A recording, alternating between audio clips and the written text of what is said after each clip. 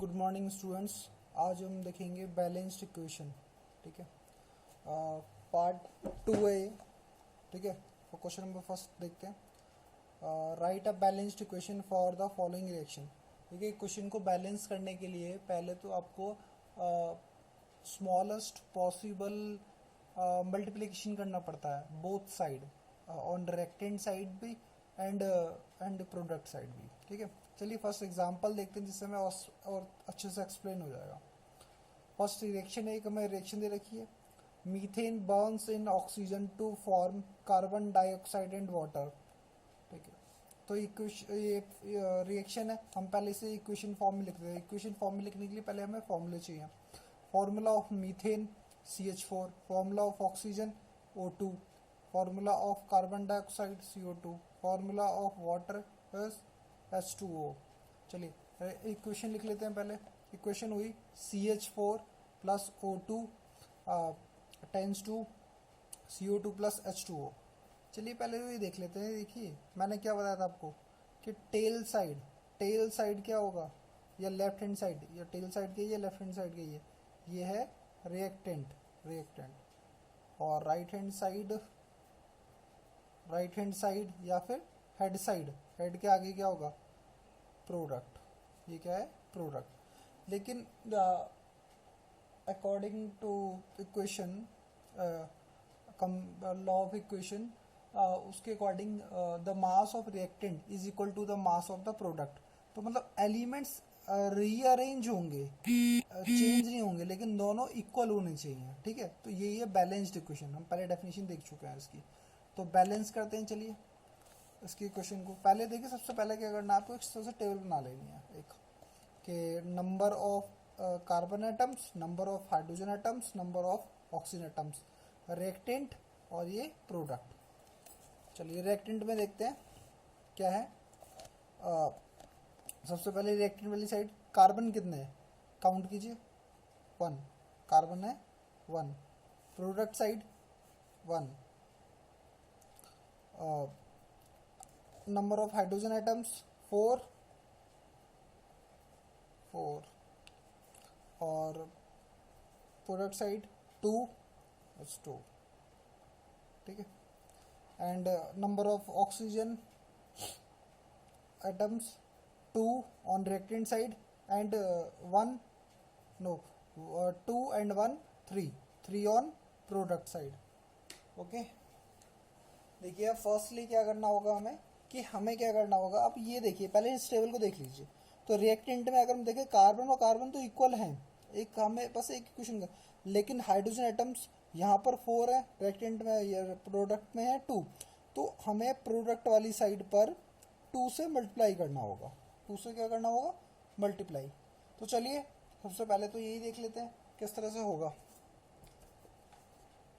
अगर हम मल्टीप्लाई करते हैं किसको, ये इक्वेशन थी हमारी CH4 plus O2 tends to CO2 plus H2O। Multiply करना है किधर, मल्टीप्लाई किधर करना था, प्रोडक्ट में, प्रोडक्ट वाली साइड, किससे, 2 से मल्टीप्लाई करना है। किसको करना है, हाइड्रोजन एटम को। तो पहले तो आप एक बात समझें कि सभी ये ब्रैकेट में होते हैं, आप इनके नीचे मल्टीप्लाई नहीं कर सकते, यहाँ पर नहीं कर सकते, आप इनके ब्रैकेट के बाहर ही मल्टीप्लाई का साइन लगा सकते हैं। ठीक है, ब्रैकेट के बाहर ही आप किसका साइन लगा सकते हैं, मल्टीप्लाई।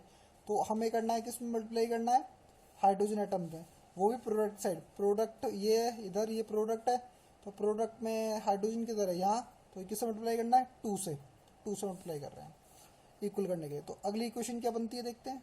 ये तो रिएक्टेंट को सेम एज इट इज लिख देना है, CH4 plus O2 tends to CO2 और ये हो गया प्लस, देखिए 2H2O।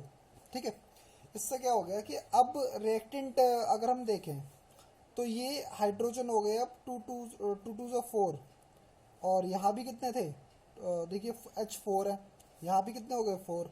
ठीक है, यहाँ पे क्या कहते हैं, कार्बन कितने हुए, 2 1 2, मतलब 2 कार्बन ये रहे, 2 ऑक्सीजन ये रहे, और 2 ऑक्सीजन ये रहे, 4 ऑक्सीजन है। और यहाँ पर कितने ऑक्सीजन है, रिएक्टेंट वाली साइड पर 2। तो ये तो अनबैलेंस्ड हुआ, तो हमें किससे मल्टीप्लाई करना होगा, ऑक्सीजन वाली साइड पर, मतलब ऑक्सीजन के जो एटम्स है उससे भी किसको मल्टीप्लाई करना होगा, 2 से। क्यों? क्योंकि ये तो अब कितने हो गए थे, 4। अब ये दोनों 2 2 ज़ा 4 और 2 4 तो है ही पहले से, तो ये दोनों क्या हो जाएंगे, इक्वल। चलिए करिए, किस साइड, रिएक्टेंट वाली साइड। देखिए रिएक्टेंट वाली साइड किससे मल्टीप्लाई करना है ऑक्सीजन को, 2 से। चलिए तो कर लेते हैं एक बार, CH4 प्लस 2 से मल्टीप्लाई डायरेक्ट कर देते हैं यहाँ, क्योंकि एक ही एलिमेंट था हमारा। CO2 plus 2H2O। अब सभी एटम्स को हम इक्वल करके देखेंगे। Number of carbon atom 1 on reactant side and check in product side also 1, so equal. Hydrogen atom 4, H कितने 4 ऑन रिएक्टेंट साइड, 2 2 ज़ा 4 also in product side, so equal. Oxygen के atoms 2 2 ज़ा 4 and 2 1 2, 2 ये हो गए और 2 ये रहे, कितना हो गया 4 4 4 हो गए। मतलब ये होगी इक्वेशन कैसी होगी हमारी, बैलेंस्ड। ये इक्वेशन क्या हुई, बैलेंस्ड इक्वेशन कहा जाएगा इसे, बैलेंस्ड इक्वेशन। ठीक है, चलिए नेक्स्ट इक्वेशन पे चलते हैं।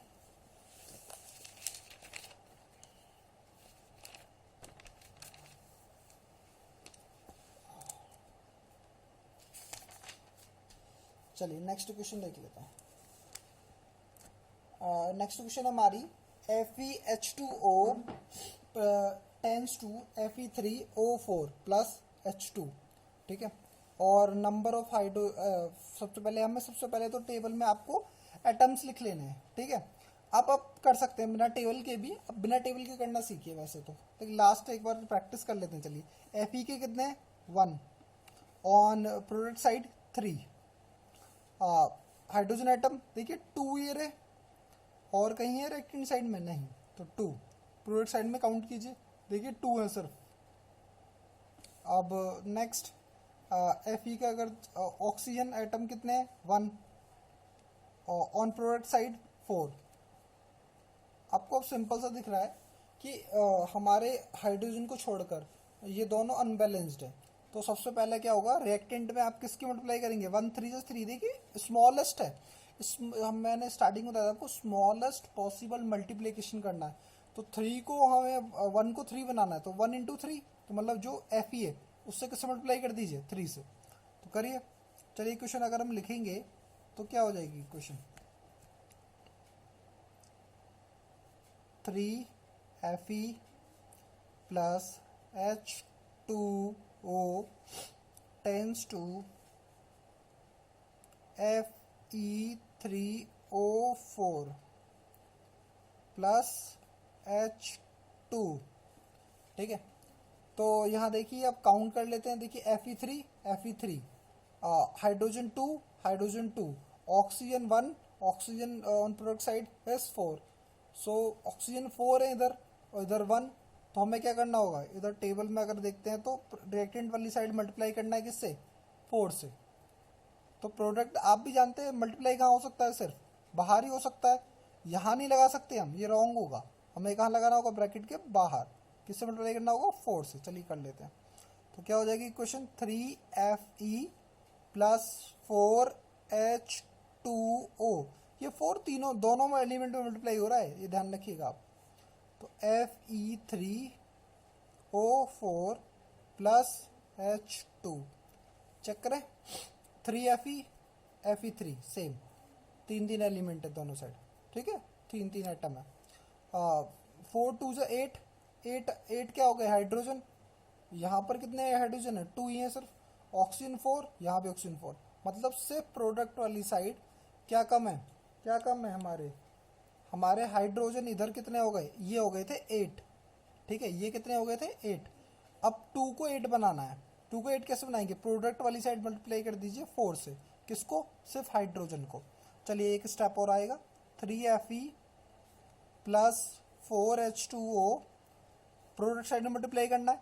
देखिए यहाँ तो Fe हाइड्रोजन है ही नहीं, इसको बैलेंस्ड है, मतलब 4 से मल्टीप्लाई कर देना है, किसको, प्रोडक्ट साइड को। तो सॉरी, 4 से मल्टीप्लाई हो गया प्रोडक्ट साइड हमारा हाइड्रोजन, तो ये इक्वेशन बन गई 3Fe Fe3। 4 2 से 8 हाइड्रोजन, 4 2 से 8 हाइड्रोजन, 4 वन जा 4, 4 ऑक्सीजन एटम और 4 ऑक्सीजन एटम, तो ये भी इक्वेशन क्या हो गई, बैलेंस्ड, बैलेंस्ड, बैलेंस्ड इक्वेशन। चलिए नेक्स्ट चलते हैं, एक इजी सी इक्वेशन देख लेते हैं, ठीक है। आप इसे बिना टेबल करने की कोशिश करते हैं, चलिए इसे, तो हम यहाँ पर देखते हैं हाइड्रोजन के एटम कितने हैं, 2 रिएक्टेंट वाली साइड, प्रोडक्ट साइड में 1, और रिएक्टेंट साइड में क्लोरीन के एटम 2, प्रोडक्ट वाली साइड 1। आप भी जानते हैं, सिंपल सा आपको लग रहा है कि आप किसी को भी मल्टीप्लाई, अगर आपको कोई भी बैलेंस करना है, आप इसको बैलेंस करते हैं, प्रोडक्ट में से मल्टीप्लाई करना होगा 2 से, चलिए करके चेक करते हैं। तो H2 plus Cl2 equal to HCl में किससे मल्टीप्लाई करना था, 2 से। अब देखिए 2 hydrogen atom, 2 hydrogen atom, 2 chlorine atom, 2 chlorine atom, क्योंकि ये तो दोनों से मल्टीप्लाई हो रहा है ना। ये कुछ इस तरह से होता है जैसे आप ब्रैकेट मैथ्स में करते हैं, क्योंकि ये दोनों तो अलग अलग हैं, ठीक है, इस तरह से। तो H2H और 2Cl बैलेंस्ड हो गए, तो ये क्वेश्चन इजी थी, आप डायरेक्ट बैलेंस भी कर सकते हैं, बैलेंस्ड, ठीक है। चलिए नेक्स्ट पे चलता है, एक हार्ड सी क्वेश्चन देखते हैं, हार्ड तो नहीं है, इजी है, लेकिन देखते हैं। चलिए आप इस इक्वेशन को बिना टेबल के सॉल्व करने की कोशिश कर सकते हैं तो करिए, या फिर आपको ब्रैकेट का रूल थोड़ा समझ में आए तो फिर देखिए।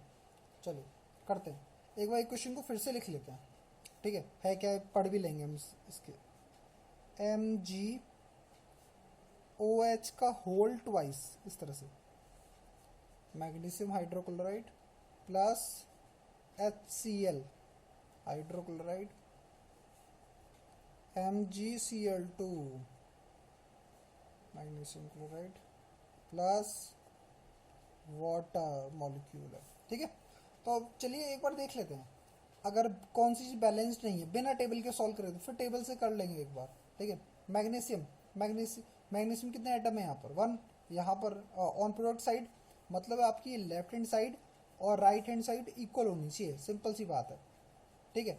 आप कहो रिएक्टेंट और प्रोडक्ट इक्वल होना चाहिए, या फिर आप कहो लेफ्ट हैंड साइड और equal to right hand side. तो मैग्नीशियम के कितने एटम है, 1, यहाँ राइट हैंड साइड पर कितने हैं, 1, कोई प्रॉब्लम नहीं है। ऑक्सीजन देखिए ये मल्टीप्लाई होगा इससे, नीचे होल ट्वाइस है ना ये, तो कितने ऑक्सीजन हो गए, 2 ऑक्सीजन के मॉलिक्यूल हो गए, कितने ऑक्सीजन के मॉलिक्यूल है, 2 ऑक्सीजन के मॉलिक्यूल है। ऑन दिस साइड 1, ओनली 1, देखिए यहाँ पे कोई मल्टीप्लिकेशन नहीं हो रहा, सिर्फ H2 है, या तो मतलब ऑक्सीजन के मॉलिक्यूल कितने हैं यहाँ पर, on the right side only 1। So firstly we multiply to H2O by 2, क्यों, बिकॉज लेफ्ट साइड में कितने मॉलिक्यूल्स हैं, ऑक्सीजन के 2 मॉलिक्यूल्स हैं, इसीलिए, ठीक है। तो सबसे पहला step, easy step, MgOH whole twice multiply plus HCl, then MgCl2 multiply by, देखिए वाटर मॉलिक्यूल नीचे नहीं कर सकते मल्टीप्लाई, आपको मैंने पहले ही बताया कैसे मल्टीप्लाई करना होगा, ब्रैकेट लगा के, तो क्या हो जाएगा 2H2O, ठीक है, 2H2O। अब फिर से चेक करेंगे, ठीक है, Mg1 O2 हो गया इधर भी, ठीक है, बैलेंस्ड है, ठीक है। अब आते हैं नेक्स्ट हाइड्रोजन पर, दिस 2 हाइड्रोजन और एंड 1, 3, टोटल 3 हाइड्रोजन, इधर 4 हाइड्रोजन, इधर कितने हैं, 4 हाइड्रोजन है, तो अनबैलेंस्ड हो गया। तो इधर के हाइड्रोजन को किससे मल्टीप्लाई करना होगा, देखिए यहाँ तो बैलेंस मल्टीप्लाई कर नहीं सकते, सिंपल से यहाँ मल्टीप्लाई कर देते हैं, किससे, 2 से, ठीक है। अब देखते हैं, अब फिर से चेक कर लेते हैं एक बार, Mg ये तो हो गया था, हाइड्रोजन 2 और 2 हाइड्रोजन, 4 हाइड्रोजन हो गए, और यहाँ भी कितना हाइड्रोजन है, 4 एटम ऑफ हाइड्रोजन, तो 4 एटम ऑफ हाइड्रोजन, या फिर आप हाइड्रोजन मॉलिक्यूल भी बोल सकते हैं, क्योंकि ये अधिक है, 2 से अधिक है, ठीक है। तो अब Cl देख लेते हैं, Cl2 2Cl, देखिए इधर बैलेंस्ड है, तो मतलब ये क्वेश्चन हमारी क्या हो गई, बैलेंस।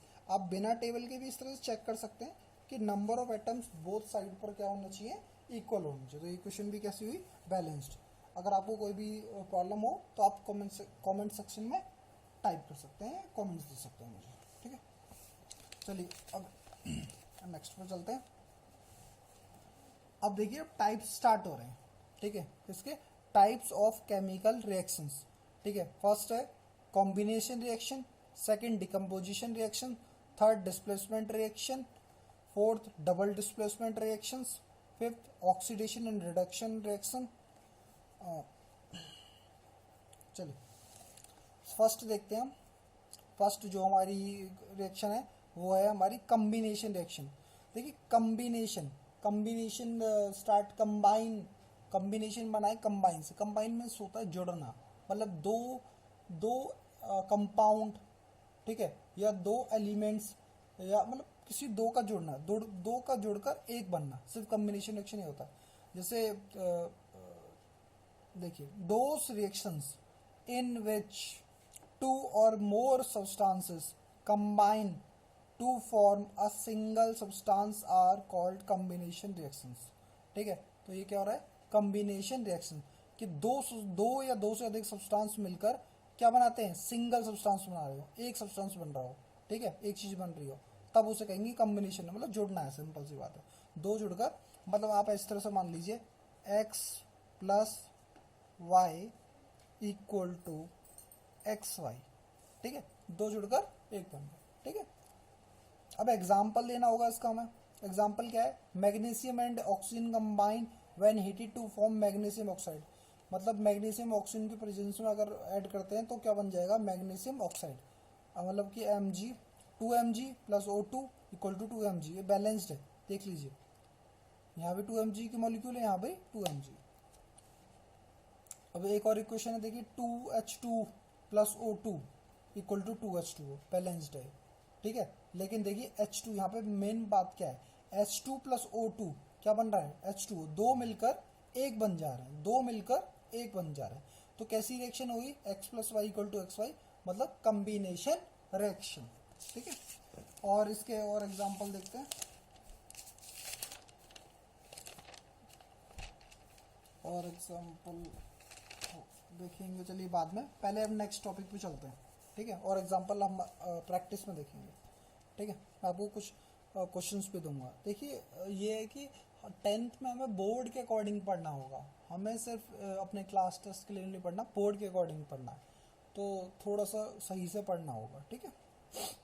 चलिए decomposition reactions, those reactions in which a compound split up into two or more simpler substance are known as decomposition reaction।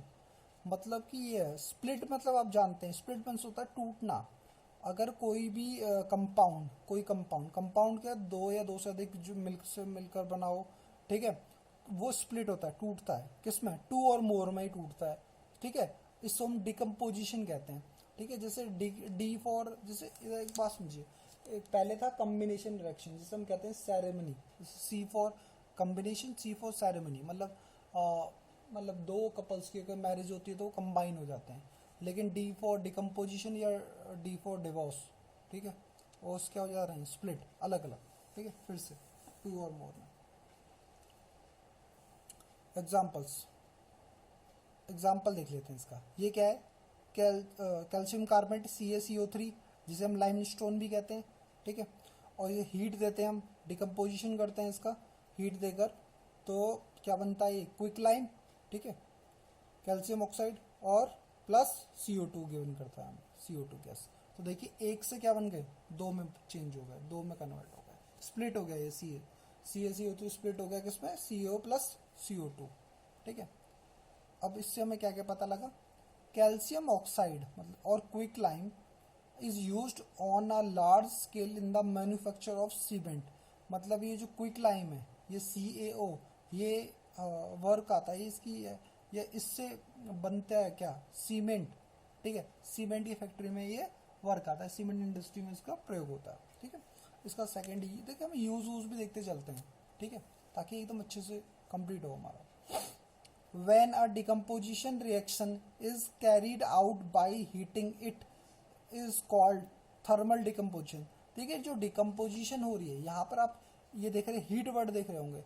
अगर हीटिंग से डिकम्पोजिशन होती है, स्प्लिटिंग होती है, तब हम उसे कहेंगे थर्मल डिकम्पोजिशन। जब स्प्लिटिंग कैसी होगी, हीटिंग के द्वारा होगी तब थर्मल डिकम्पोजिशन कहेंगे। और भी प्रोसेस है क्योंकि डिकम्पोजिशन, जैसे इलेक्ट्रोलाइसिस है, ठीक है, यह इलेक्ट्रिसिटी जनरेट करके फिर स्प्लिट किया जा सकता है, और तरीके से नहीं, अगर हीटिंग से होता है तो हम कहेंगे उसे थर्मल डिकम्पोजिशन। चलिए इसका एक एग्जांपल और देखेंगे, ठीक है, थर्मल डिकम्पोजिशन का। मतलब ये डिकम्पोजिशन ही है सिंपली अगर बात करें तो।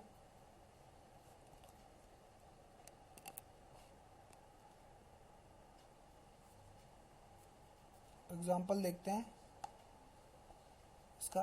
देखिए 2FeSO4 टेंस टू हीट दी है इसमें, तो क्या बन गए Fe2O3, Fe2O3, ठीक है। मतलब कि इसमें एक इम्पॉर्टेंट बात तो ये जानने वाली है हमारी, कि इम्पॉर्टेंट बात ये जानने वाली है, ये जो Fe3SO4 आप देख रहे हैं ये फेरस सल्फेट है। नेम आपको याद, देखिए बहुत एक हम बोर्ड एग्जाम देंगे 10th में, तो एक 5 नंबर का क्वेश्चन आता है जिसमें हमें कलर के अकॉर्डिंग एक कोई ABC मतलब करके दिया होता है, उसको सॉल्व करना होता है। तो उसके लिए आपको ये क्वेश्चन बताना, मतलब हो सकता था मैं बहुत इजी तरीके से आगे चला जाता, लेकिन ये आपको बताना बहुत ज़रूरी है, ठीक है, उस बोर्ड के अकॉर्डिंग। तो आप इससे कलर पर भी ध्यान दीजिएगा कि क्या क्या से क्या कलर है और क्यों है, ठीक है। तो ये क्या है, फेरस सल्फेट FeSO4 स्प्लिट हो रहा है, हीट और डिकम्पोजिशन को डिकम्पोजिशन हो रही है इसके अंदर हीट की वजह से, तो इसे थर्मल डिकम्पोजिशन भी कहेंगे, also known as thermal decomposition. Split होकर क्या हो गया ये Fe2O3 मतलब फेरिक ऑक्साइड। अब एक इम्पॉर्टेंट बात यह है कि जो फेरस सल्फेट था उसका कलर ग्रीन कलर था, और वो कन्वर्ट डिकम्पोज हुआ तो 2 और मोर कंपाउंड्स में वो ब्रेक हुआ है। पहला क्या है, फेरिक ऑक्साइड जो कि ब्राउन कलर है Fe2O3 सॉलिड फॉर्म में, ठीक है, प्लस SO2 मतलब सल्फर डाइऑक्साइड और प्लस SO3 सल्फर ट्राइऑक्साइड। इन 3 चीज़ों में ये क्या हुआ है, स्प्लिट हुआ है। क्या, फेरस सल्फेट जो कि किस कलर का था, ग्रीन कलर का, और किस में कन्वर्ट हो गया वो, ब्राउन कलर में, ठीक है। अच्छा, एक 2 इंपॉर्टेंट बातें वो देख लीजिए। The green colour of ferrous sulphate changes to brown due to the formation of ferric oxide. A smell of burning sulfur is obtained due to the formation of sulfur dioxide gas, ठीक है। अच्छा, अब next चीज़ next video में, next class में, चलिए उस पर discussion करेंगे, अभी कंप्लीट नहीं हुआ, ठीक है। Okay, thank you. आ जाओ।